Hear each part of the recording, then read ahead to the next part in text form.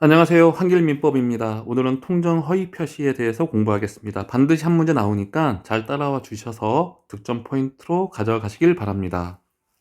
108조 상대방과 통정한 허위의 의사표시는 무효로 한다. 전항의 의사표시의 무효는 선의의 제3자에게 대항하지 못한다. 선의. 우리 이미 선의는 이제 충분히 이해하시죠? 모른다, 모른다, 모른다. 안다는 악의. 선의는 모른답니다. 우리 비진이 의사표시에서 공부했기 때문에 이제 선의 제3자는 우리 비진이 의사표시에서 공부했던 내용이 계속 반복되거든요. 선의 제3자한테는 대항할 수 없다, 즉 주장할 수 없답니다. 무효를 가지고. 표의자의 내심의 의사와 표시된 의사가 일치하지 아니한 것을 표의자뿐만 아니라 키포인트 상대방도 합의한 의사표시가 바로 통정 허위 표시입니다. 키워드는 합의입니다. 합의. 상대방하고 즉 짰다, 통정했다, 양해를 구했다, 합의했다 이런 내용이 허위 의사표시를 말하는 겁니다. 그리고 허위 표시를 요소로 하는 법률 행위를 가장행위, 나중에 배우겠습니다만 은닉행위랑 구별되는 용어입니다. 자, 예를 들면 채권자 갑의 강제 집행을 피하기 위해서 채무자 을이 자기 부동산에 대해서 친척인 병과 짜고 매매 또는 증여를 가장하여 병에게 이전 등기를 해놓은 경우, 예를 들면 갑이 있어요. 을이 있고 병이 있는데 이 을과 병이, 이 갑이 채권자거든요. 채권자인데 이 을이 채무자고, 그래서 갑이 이제 을한테 돈 달라고 한 거죠. 그래서 을은 자기 소유권인 뭐 재산을 넘기려고 이 병하고 서로 짠 거죠. 이렇게 병이. 이게 이제 허위 표시인데 을과 병, 여기서는 을이 표의자고 병이 상대방입니다. 그래서 을과 병이 서로 짰기 때문에 이 매매는 무효가 되는 겁니다. 채권자의 돈을 빼돌리려고, 이 채무를 안 갚으려고 채무자의 재산을 병한테 넘기는 행위, 이게 바로 통정 허위 표시입니다. 가끔씩 나오는 지문, 상대방이 알았다는 것만으로 부족하고 합의, 양해 등이 필요하다. 통정 합의, 양해는 통정 허위 의사표시의 핵심 키워드입니다. 비진이 의사표시는 상대방과 통정이 없었잖아요. 비진이 의사표시는 표의자 스스로가 이걸 알고, 다만 이제 무효가 되는 케이스가 있었잖아요. 상대방이 알거나 알았을 경우. 그래서 이 비진이 의사표시는 통정이 없었다, 상대방과 통정이 없었다는 점에서 착오와 구분되는 게 아니라 바로 통정 허위 표시와 구분되는 겁니다. 자, 그리고 은닉행위. 가끔씩 문제 나오는 내용인데요. 허위 표시에 의해서 숨겨진 법률 행위다. 즉, 증여를 매매로 가장하는 경우와 같이 통정 허위 표시인 가장 매매에 의해서 숨겨진 행위인 증여를 은닉행위라 한다. 가장 행위는 매매고 그 안에 숨겨진 증여는 은닉행위다. 은닉행위는 허위 표시와는 달리 진정한 의사의 합치가 있으므로 다른 법률 행위의 요건을 갖추고 있는 한 그 다른 법률 행위는 유효이다. 자, 그래서 효과를 보시면 이 은닉행위 효과입니다.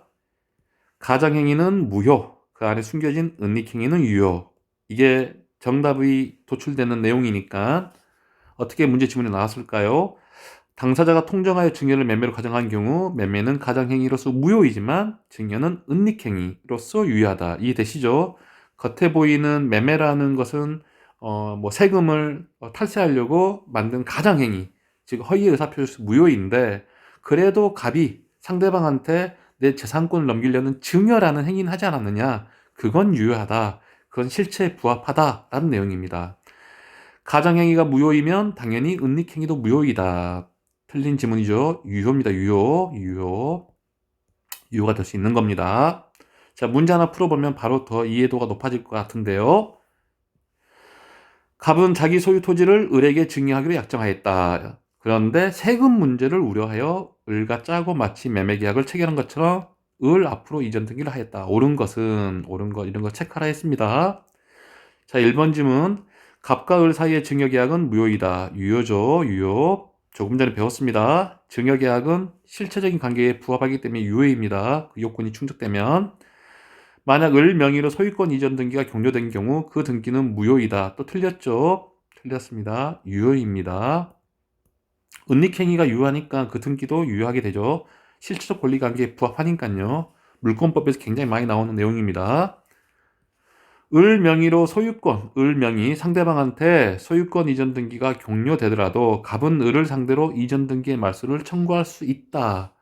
없습니다. 계속 1번, 2번, 3번이 연결되죠. 을은 소유권자이기 때문입니다. 이해되시죠? 은닉행위는 유효하고 소유권 이전 등기도 유효하고 그에 따라서 을은 소유권자입니다. 그래서 소유권자가 아닌 사람이 소유권자를 대상으로 이전 등기의 말소를 청구할 수는 없는 거죠.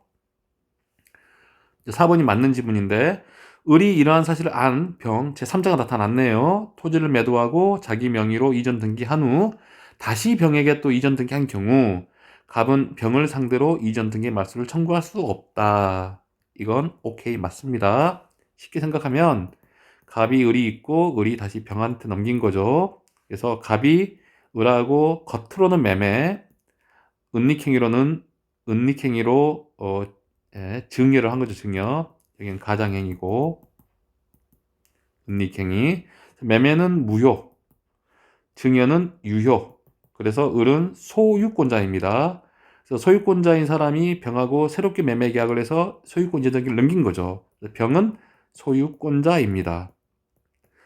이 병은 허위의 의사표시를 기초로 해서 만들어진 제3자가 아니라 그냥 은닉행위, 그 유효한 법률 행위를 토대로 해서 다시 소유권을 얻었기 때문에 이 사람이 선이든 악이든 상관이 없습니다.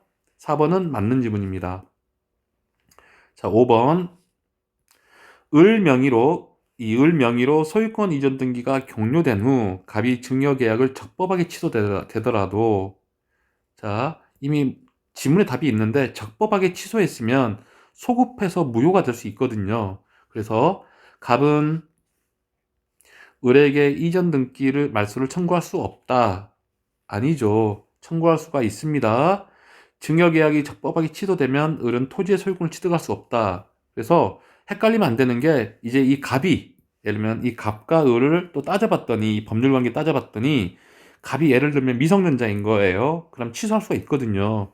그래서 갑과 을이 적법하게 취소하면 취소권의 행사를 하게 되면 소급해서 무효가 되거든요. 그러면 원상복구가 되는 거예요. 처음부터 없었던 것이 되는 겁니다. 따라서 갑이 소유권자가 되는 거죠. 그래서 을은 토지의 소유권을 취득할 수 없으므로 갑은 을 명의의 소유권 이전 등기에 대하여 말소를 청구할 수 있는 겁니다. 아시겠죠? 그렇기 때문에 없다고 했으니까 틀린 지문 정답은 4번이 됩니다. 자, 그리고 허위의 의사표시랑 구별되는 게 신탁행위인데 추심을 위한 채권 양도나 양도담보 같은 경우 당사자 사이에 일정한 경제적 목적에 쭉쭉쭉 나오는데 이러한 행위들은 유효하다. 우리가 채권 추심은 많이 또 일상적으로 많이 알게 되잖아요. 내가 채권자로서 채무자한테 돈을 받으려고 하다 보니 잘 안 될 때 채권 추심업체한테 넘기잖아요. 그런 거 다 적법한 거죠. 그 양도담보도 내가 B라는 사람한테 1억을 빌렸으면 그것에 대한 담보로 우리가 저당권, 전형담보 말고 이렇게 비전형적인 담보 하나의 제도이거든요. 양도담보. 그래서 내 토지나 건물에 어떤 빌려준 사람의 이름으로 소유권 이전 등기를 넘겨준 거죠. 이런 경우도 유효하다. 다만 어떤 법적인 제한은 있습니다. 그래서 핵심은 허위 의사표시랑 신탁행위는 구별되는 거고 신탁행위는 유효하다는 겁니다. 허위 표시가 아닙니다. 차명대출 여러분 명의대여 조심하라고 했죠. 명의대여자가 우리 이 금융기관하고 계약을 한 거죠. 대출 계약을 했을 때 원칙적으로 명의대여자 기억나시죠? 명의대여는 진위 표시입니다. 비진위 아닙니다. 진위 표시로 보기 때문에 명의대여자가 그 채무를 부담합니다. 다만 예외적으로 금융기관이 명의대여자에게 채무자로서의 책임을 지우지 않겠다라는 양해를 한 경우 금융기관과 명의대여자 사이의 대출 약정은 허위 표시에 해당하여 무효이고 맞죠? 이 명의대여자랑 금융기관이 서로 짠 거죠. 합의한 거죠. 그럴 때는 그것은 허위 표시다. 그래서 무효이고 금융기관과 실질적인 주채무자 간 어떤 사람을 위해서 명의대여자 돈을 빌려주는 채무약정을 한 거잖아요. 대출약정을. 그럴 때 주채무자와 금융기관은 은닉행위, 우리가 조금 전에 배운 은닉행위에 해당하여 유효라고 보고 있다. 따라서 명의대여자가 혹시나 여러분들이 이런 관계가 생길 수 있으니까 대출계약상 책임을 면하기 위해서는 명의대여자 스스로 상대방인 금융기관이 명의대여자 자신에게는 그 채무 부담을 지우지 않기로 양해하였음을 적극적으로 증명해야만이, 즉 무효를 주장해야만이 벗어날 수 있는 겁니다. 우리 허위표시, 이제 다시 한번 그 요건, 늘 우리가 요건과 효과라고 했잖아요. 이 수많은 법의 체계는 결국 요건과 효과, 원인과 결과, 이 요건이 구성이 다 되어야만이, 필수 조건으로 구성되어야만이 효과가 발생하는 겁니다. 통정허위 표시는 어떠한 요건들이 있느냐? 의사표시 존재, 진의와 표시 불일치, 불일치단 인식. 뭐 이 정도는 여러분들 우리 비진의 의사표시에서 나왔던 기본적인 베이스고요. 통정허위 표시는 뭐가 다르냐? 상대방하고 통정. 그래서 합의, 뭐 양해, 뭐 짰다, 뭐 이런 말도 나오면 정답이 되겠죠. 허위 표시가 되는 요건이 되는 겁니다. 통정이 있다고 하기 위해서는 표의자가 진의한 의사표시를 하는 것을 상대방이 알고 있는 것만으로는 부족하고, 또 나오죠. 그에 관하여 상대방과 사이에 합의 또는 양해가 있어야 한다. 통정이 없으면 비진의 의사표시가 된다. 다시 한번, 이거 반복되니까 암기 될 거죠. 자동적으로. 통정허위 표시는 표의자가 의식적으로 진의와 다른 표시를 한다는 것을 상대방이 알았다면 성립한다. X입니다. 알았다면을 넘어서서 양해라든지 합의, 짰다라는 이런 내용이 나와야 됩니다. 진의가 다른 표시를 하는 데 대하여 표의자가 알고 있어야 할 뿐만 아니라 상대방과 통정 내지는 합의해야 한다. 이 요건은 허위 표시의 무효를 주장하는 자가 증명해야 한다. 그리고 허위 표시를 하는 데 있어서 그 이유나 동기는 굳이 요건이 아닙니다. 만약에 문제 지문에 그 허위 표시에 동기가 있어야 된다, 뭐 상대방이 그 동기를 알았어야 된다, 이런 내용들이 나오면 오답입니다. 문제 지문 나오진 않았지만 혹시나 여러분들 혹시 나올까봐 이 정도만 점검하겠습니다. 그러면 통정 허위 표시가 추정되는 경우, 뭐 이거 사례를 보시면 금방 이해되시겠죠? 동거하는 부부간에는 남편이 처에게 토지를 매도하고, 남편이 자기 부인한테 토지를 매도하고 소유권 이전 등기까지 격려하는 것은 특별한 사정이 없는 한 이례적인 것에 속하므로 가장매매라고 추정하는 것이 경험칙에 비추어 타당하다. 또한 토지를 매도하고 등기까지 넘겨준 훨씬 이후에도 이 매도인, 이 갑이 그 토지에 대한 임대료를 수령하고 관리인을 임명하고 어떤 수익을 직접 받는 이런 거 다 보면은 또 타인한테, 제3자한테 이 토지를 또 매각 의뢰한 사실까지 있다면 이 매매는 가장매매로 볼 여지가 있죠. 갑이 을한테 뭐 매매로 다 소유권 이전 등기를 넘겨놓고도 이런 후발적인 행위를 했다면은 실질적인 소유주는 이 갑이 아니냐, 이 매도인이 아니냐. 그래서 가장매매가 될 여지가 크다라는 내용입니다. 자, 적용 범위, 계약에 당연히 적용되죠. 상대방과 함께하는 행위이니까요. 단독행위에서는 상대방이 있어야겠죠. 상대방이 없는 단독행위는 말 그대로 상대방이 존재하지 않아서 통용할 수 없기 때문에 적용되지 않습니다. 우리 상대방이 있는 단독행위, 계약이라든지 여기 나왔고, 상대방이 있는 단독행위, 뭐 취소, 추인, 계약 해제, 뭐 포기, 벌써 까마득합니까? 상대방이 있는 단독행위 기억나시죠? 뭐 해제, 해지, 추인, 취소, 동의, 그런 상대방이 있는 단독행위. 그래서 자동으로 암기된단 말이 이런 데서 나오는 겁니다. 그리고 가족법상의 신분행위, 뭐 소송행위, 공법행위에는 적용이 안 됩니다. 이게 오타가 좀 있네요. 빠져 있는데 소송행위. 이렇게 국가가 함께하는 이렇게 애형적인 절차성이 굉장히 중요한 그런 법률 행위들, 즉 공법행위라든지 소송행위에는 적용이 안 되고, 당사자의 의사가 절대적으로 중요한 이런 신분행위, 이런 가족법상의 신분행위도 역시 적용이 안 된다. 일부 예외 사례가 있지만 그 정도까지 시험에 나오진 않습니다. 신탁행위 아까 말씀드렸죠. 신탁행위는 유효합니다. 채권담보나 양도담보나 채권 추심행위는 통정허위 표시가 아닙니다. 철회 나왔습니다. 철회는 뭐냐면 아까 갑과 을이 이제 표의자와 당사자가 상대방이 서로 짰잖아요. 이것을 철회할 수 있다라는 거죠. 합의에 의해서 야 우리 했던 매매 계약 이제 철회하자, 이렇게 합의에 의해서 철회할 수 있으나 중요한 거, 예를 들면 허위 표시를 했어요. 그리고 이제 갑과 을이 이렇게 한 거죠. 그 다음에 또 철회를 한 겁니다. 이거 없던 걸로 하자라고. 철회는 장래요거든요. 장래요. 이때부터 효과가 발휘합니다. 이 철회 전에 이해관계를 맺은 선의의 제3자에게 대항하지 못한다. 다시 말씀드리면 이 사이에 병하고 이 을이 병하고 계약을 맺은 거죠. 이 선의의 제3자한테는 대항할 수 없다. 즉 허위 표시의 내용을 가지고 주장할 수 없다는 겁니다. 통정 허위 표시 당사자는 철회 후 아까는 이 부분이었잖아요. 크게 보면 A 파트, 이제 철회 후입니다. B 파트. 철회 후에 제3자가 이해관계를 맺기 전에 허위 표시의 외형, 철회를 했는데, 철회를 했으면 아까 을한테 있는 소유권 이전 등기 있잖아요. 같이 짰던 그 합의했던 양해를 구했던 그 상대방한테 그 등기를 제거해야 되는데, 제거해야만 철회를 이유를 대항할 수 있다. 즉, 철회란 의사표시 이후에도 외형을 완전히 제거했어야만이 즉 제 선의 제3자한테 대항할 수 있다라는 내용입니다. 철회란 의사표시로 끝나는 게 아니라 철회 이후에 상대방한테 있는 등기까지 깨끗하게 제거를 했어야 되는데 이걸 제거하지 않고 또 제 선의 제3자 병한테 넘기게 됐으면 역시 무효를 주장할 수 없다는 내용입니다.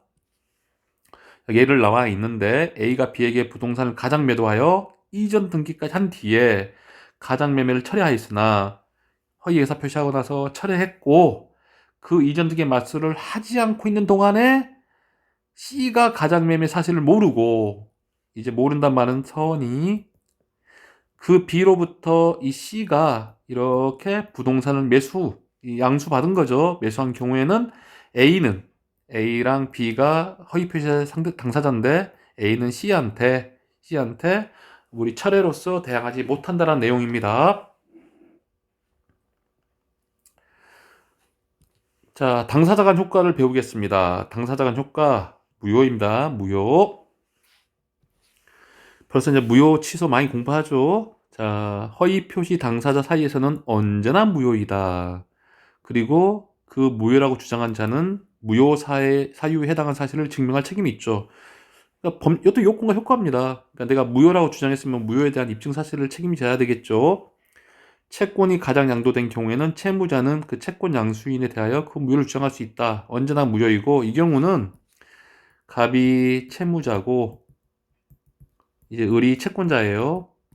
뭐 채권 양도가 우리 시험 범위는 아닌데 이 을이 병한테 자기 채권 5천만 원 주라고 할 수 있는 채권을 이렇게 병한테 넘긴 거예요. 가장 양도를 한 겁니다. 그럴 때 이 을과 병에 짜고 친 이 통정 허위 표시, 채권 양도란 허위의 의사 표시는 갑이 주장할 수 있다. 무효라고 주장할 수 있다. 이런 내용입니다. 그래서 이 을과 병 간의 어떤 통정 허위 표시의 무효는 그 당사자뿐만 아니라 이 주변의 사람들도 주장할 수 있다. 무효라고 이렇게 이해하시면 되겠습니다. 통정 허위 표시의 무효와 그로 인한 손해 발생 여부. 무효인 법률 행위는 그 성립한 애초부터 처음부터 당연히 효력이 없으므로 무효인 법률 행위에 따른 법률 효과를 침해하는 것처럼 보이는 위법행위나 채무 불이행이 있다고 하여도 법률 효과의 침해에 따른 손해가 없는 것이므로 그 손해배상을 청구할 수 없습니다. 그러니까 무효의 효과는 처음부터 아예 없는 거예요.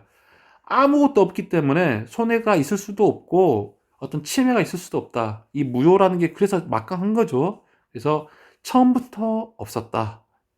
제로다. 이렇게 생각하시면 이렇게 그로 인한 침해가 있었다. 그로 인한 침해에 따른 손해 발생을 따질 수 있다. 손해배상 청구할 수 있다라는 지문은 아닙니다. 오답이 되겠습니다. 그래서 청구할 수 없습니다. 그래서 막 읽다 보면 있다 없다로 다 귀결이 되는데 결국 있다 없다. 이걸로 여러분들을 유효다 무효다 있다 없다 주장할 수 있다 없다 이 내용이거든요. 그래서 오지선다행이라도 다 OX 지문인 겁니다. 부당이득 반환 청구와 불법 원인 급여 여러분 하나씩 배웠던 내용들이 나오기 시작하죠. 부당이득 반환 청구 무효에 대한 잇따르는 효과입니다. 이행을 하고 있지 않았으면 이전 등기를 넘기지도 않았고 또 어떤 대금 채권을 넘기지 않았다면 이행할 필요가 없고 중요한 건 이행한 후이면 허위 표시로 이익을 얻은 자, 즉 무효인 법률 행위로 이익을 얻은 자는 원인사항 없는 그런 이익을 얻은 거잖아요. 그래서 당연히 부당이득 반환 청구를 할 수 있고 그 상대방 그 의무를 지게 되는 겁니다. 그래서 갑이 을한테 야, 소유권 이전 등기가 넘어갔다면 다시 또 말소하자. 또 을은 갑한테 내 5천만 원 준 거 다시 돌려줘. 각자 원인 없던 행위로 인해서 생겼던 이득인 거잖아요. 그래서 원인이 없었기 때문에 무효이기 때문에 다시 그 부당이득을 돌려달라는 내용입니다. 가장매매는 무효. 따라서 상대방 이름 앞으로 등기되었더라도 소유권 취득이 불가하고, 또한 표의자는 소유권 이전 등기도 넘겨주면서 건물도 명도 인도를 해줬을 거 아니에요. 그래서 그 건물이 넘어갔을 건데 그 건물도 반환 청구가 가능한 겁니다. 왜냐? 무효이기 때문에. 그리고 허위 표시에 물권이 이전되더라도 소유권은 처음부터 무효이기 때문에 처음부터 이제 매도인한테 있는 겁니다. 이제는 그 매도인에게 있으므로 그는 소유권에 기해 그 반환이나 방해 제거를 청구할 수 있다. 이해되시죠? 이게 통정 허위 표시가 무효가 되면서 발생하는 효과들이 쭉 이어지고, 무효 중에도 가장 강력한 효과는 부당이득 반환 청구이고 부당이득 반환 의무입니다.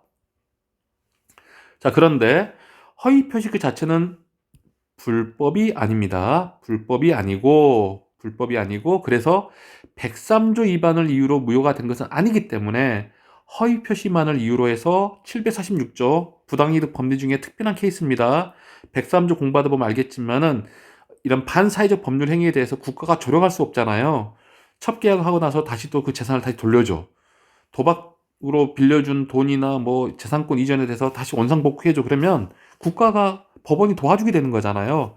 그래서 이것만큼은 부당이득을 반환하면 안 된다라는 게 불법 원인 급여였습니다.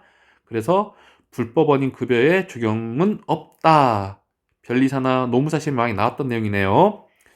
다시 한번 강제집행을 면할 목적으로 부동산의 소유자 명의를 허위의 근저당권 설정 등기, 허위 의사 표시입니다.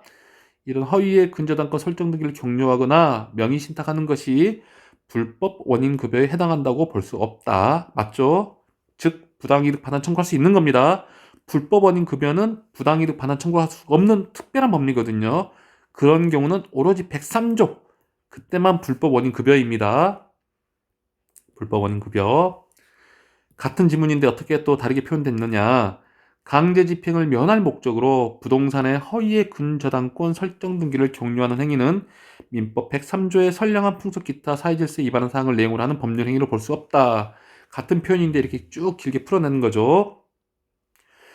자, 우리 시험 범위는 아니지만 단순 암기할게요. 그냥 통정 허위 표시로서 무효인 법률 행위라도 채권자 취소권의 대상이 될 수 있다. 오케이. 그리고 표의자의 채권자는 무효를 주장하고 채권자 대의권 행사할 수 있다. 오케이. 그래서 우리 통정 허위 표시에서는 다시 한번 쓸게요. 채권자 취소권, 채권자 대의권 다 가능하다. 시험 범위는 아니지만 종종 나오거든요. 여러분 이 정도는 암기하셔야 될 것 같아요. 통정 허위 표시는 채권자 취소권, 채권자 대의권 다 가능하다. 우리 이중매매 때도 많이 공부했던 내용인데 채권자 취소권을 간략하게 말씀드리면 아까도 공부했지만은 뭐 갑이 있고 이제 을이 있고 병이 있어요. 이 을이 병이 서로 짠 거죠. 그러면 이제 갑이 채권자니까 을한테 야 너 돈 나 갚어 이렇게 했는데 을이 이 채권자의 강제 집행을 피하기 위해서 일종의 갑한테는 나쁜 짓을 한 거예요. 그래서 이 나쁜 짓을 재산권을 빼돌린 거죠. 그럴 때 이 갑은 이 을과 병의 이 행위를 취소할 수 있다는 내용입니다. 채권자 취소권이 그게 핵심 내용인데 이게 왜 채권자 취소권이 대상이 되냐면 이 을과 병이 서로 짜고 찐 고스톱이라는 것을 다른 사람이 알기가 힘든 부분이 있거든요. 그래서 그게 무효로 입증하는 것까지 힘들다라는 내용 때문에 채권자 취소권이 가능하게끔 해준 것도 있고, 또 제3자가 나오거든요. 제3자가 나오는데 갑을병 정의를 할게요. 만약에 을과 병이 서로 이렇게 재산권을 허위로 넘겼던 것을 이 정의란 사람이 또 이 병하고 매매 계약을 해서 정의 선의로 어떤 양수인이 됐을 경우에는 이 정은 소유권 취득하게 되거든요. 이해되시죠? 그래서 이 선의의 제3자, 비록 무효이더라도 선의의 제3자가 개입되면 그에게 무효를 주장할 수 없기 때문입니다. 갑의 입장에서는 무효를 입증하기도 힘들고 정말 선의의 제3자한테는 또 무효를 주장할 수 없기 때문에 이런 채권자 취소권의 대상이 될 수 있다. 시험 범위는 아니지만 그래도 가끔 나오는 지문이니까 단순함기 이해는 시켜드리려고 노력했습니다. 채권자 취소의 대상이 될 수 있고 채권자의 대위권 행사할 수 있다. 당사자 추인, 허위 표시는 불법 아니라고 했습니다. 여기 우리 배웠죠. 불법 원인 급여에서의 그 내용도 적용될 수 없다고 했기 때문에 불법이 아닙니다. 103조 위반이 아닙니다. 허위 표시는 불법이 아니므로 당사자가 추인하면 그때부터 유효가 된다. 여러분들 힘들게 하려고 그때부터입니다. 추인할 때부터입니다. 소구표가 아닙니다. 소구표가 그때부터 유효가 된다. 통정 허위 표시가 무효인데 이 당사자가 이제 추인하면은 야, 우리 매매 그래 거짓 행위였지만 서로 짜고 친 허위의 의사 표시 우리 매매를 인정하자 추인하자 하면 그때부터 유효가 된다는 것입니다. 문제 지문이죠. 통정 허위 표시를 당사자가 추인하면 소급하여. 여러분 힘들게 하죠. 그때부터입니다. 그때부터 오케이. 소급하여 X입니다. 틀린 지문이죠. 그때부터 유효가 됩니다. 제3자와의 법률 관계. 네, 또 이 부분이 시험에 많이 나오는데 제3자 해당되느냐 마느냐 이런 내용이 나오는데 한번 들어가 보겠습니다. 긴장하십시오. 이 부분은. 자, 통정 허위 표시에서 제3자 우리 법조항 공부했잖아요. 공부했는데 선의의 제3자한테는 대항하지 못한다. 그래서 통정 허위 표시에 있어서 보호되는 선의의 제3자란 당사자, 갑과 을, 매도인과 매수인 말고 또 포괄 승계인. 포괄 승계인은 우리 이전 승계, 특정 승계 배웠잖아요. 그때 당사자랑 거의 동일시되는 그냥 아들, 딸, 상속인이라고 보시면 될 것 같아요. 당사자, 거의 준당사자입니다. 그 이외의 자로서 통정 허위 표시를 기초로 A형상 형성된 법률 관계를 토대로 새로운 이게 또 키워드입니다. 새로운 이해관계를 맺은 자에 한한다. 같은 말 반복되죠. 허위 표시의 당사자나 포괄 승계인이 아닌 자, 이게 3자가 아닌 경우입니다. 근데 이제 시험에 나오는 단골 지문은 뭐냐? 우리 대리행위에서 배우게 되는데 대리인이 본인 몰래 대리권의 범위 안에서 상대방과 통정 허위 표시를 한 경우 본인은 선의의 제3자 정답부터 말씀 아닙니다. 본인이 있고 대리인이 있어요. 대리인이 이제 갑이라 할게요. 그리고 을하고 대리행위를 했는데 대리행위의 특징은 대리행위가 본인한테 법률 효과가 기속되는 것일 뿐이지 처음부터 함께 그 법률 관계에 있었던 사람들이에요. 그럼 새로운 뉴가 아니죠. 이해되시죠? 그래서 본인은 거의 대리인과 같은 사람이라 생각하시면 될 거예요. 문제가 빨리 풀 수 있는 비결입니다. 그래서 당초부터 대리인이 상대방하고 대리 행위를 했을 뿐이지 그 법률과는 본인도 이미 기속이 되고 이 대리 관계는 이미 처음부터 하나의 법률 관계 속에 있었다. 새로운 뉴 페이스가 아닙니다. 그래서 이 지문이 내용이 틀린 거고 그 유효를 주장할 수 있다. X.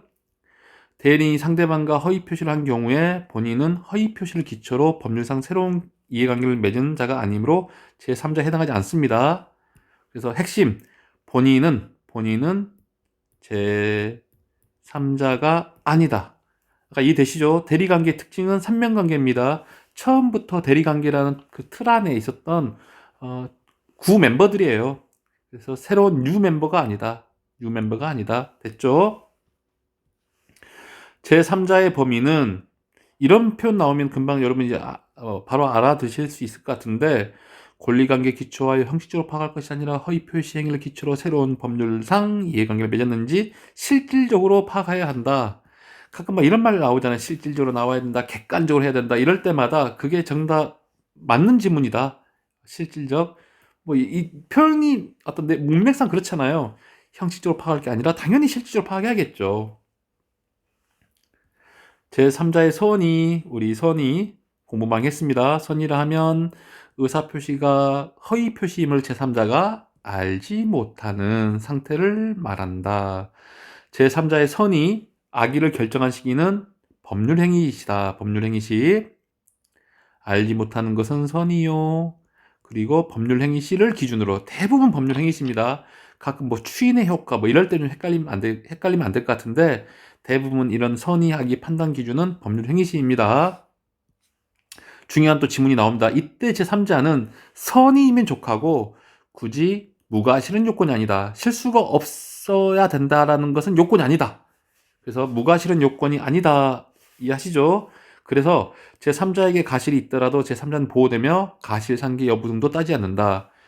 가실상계는 쉽게 말씀드리면 너 실수 있었으니까 우리 서로 그 상계, 서로 퉁치자 이런 거거든요. 그래서 가실상계도 시험범위 아니지만은 서로 퉁친다. 너 실수 있는 것만큼 공제하겠다 이런 내용이거든요. 그래서 그것도 실수가 있어야만이 그 다음을 따질 수 있는 거잖아요. 그래서 핵심은 선의의 제3자 할 때 선의만 오케이지 과실 이것까지 따지진 않는다는 겁니다.